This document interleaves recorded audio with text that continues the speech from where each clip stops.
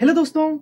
जैसा कि आप लोग जानते हैं कि हमें यह पता होना चाहिए कि ऐसे कौन से फैक्टर्स हैं जो कि ये डिसाइड करते हैं कि आज हवा चलेगी या फिर बारिश आएगी।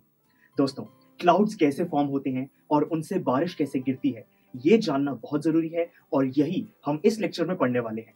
तो फिर चलिए रेन्स टॉपिक को हम बिना किसी देरी के शुरू करते हैं।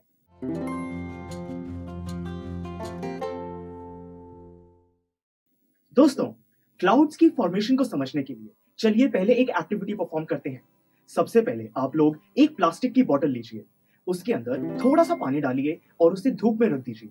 कुछ देर बाद आप लोग नोटिस करेंगे कि वो पानी इवेपोरेट हो चुका है और उसके जो वाटर वेपर्स जो फॉर्म होते हैं वो उस बॉटल की वॉल्स पर डिपॉजिट होकर कुछ वाटर ड्रॉपलेट्स वहां पर आ गए हैं। स्टूडेंट्स, अब आप लोगों को किसी भी एक सोर्स से किसी तरीके से उस बॉटल के अंदर स्मोक को इंट्रोड्यूस करना है। जब थोड़ी सी स्मोक उस बॉटल में एंटर हो जाएगी तब उस बॉटल को आप प्रेस कीजिए, उसे शेक कीजिए और थोड़ी ही देर बाद आप नोटिस करेंगे कि वो जो स्मोक के पार्टिकल्स हैं वो उन वाटर वेपर्स के साथ मिक्स हो जाएंगे और एक फॉगी, एक क्लाउड जैसा सब्सटेंस फॉर्म हो जाएगा। दोस्तों, यही प्रोसेस हमारे एनवायरनमेंट में जब लार्ज स्केल पर परफॉर्म होता है तब क्लाउड्स फॉर्म होते हैं। देखिए दोस्तों, हमारी अर्थ पर बहुत सारी वाटर बॉडीज हैं। इन सब में से जब पानी इवेपोरेट होता है तो जो वाटर वेपर्स फॉर्म होते हैं वो एयर के साथ मिक्सअप हो जाते हैं। जब ये एयर सन की हीट की वजह से वार्म होती है तब ये राइज करती है और एटमॉस्फेयर में प्रेजेंट जो स्मोक पार्टिकल्स हैं उनके साथ मिक्सअप हो जाती है और इसी तरीके से हमारे एटमॉस्फेयर में क्लाउड्स फॉर्म होते हैं।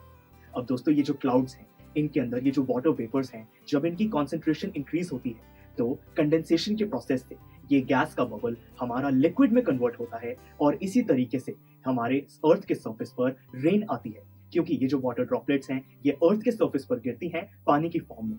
अगर उस टाइम अर्थ का सरफेस जो है वहां पर टेम्परेचर बहुत कम है तो फिर ये जो पानी है ये स्नो या फिर हेल में कन्वर्ट हो जाता है और इसी तरीके से स्नोफॉल होती है। स्टूडेंट्स, रेनफॉल का ये जो पैटर्न है ये विंड के पैटर्न से बहुत ही ज्यादा रिलेटेड है और इसी रीजन की वजह से इंडिया में मानसून आते हैं। तो दोस्तों, आई होप कि आपको रेन का ये जो टॉपिक है ये अब बिल्कुल क्लियर है।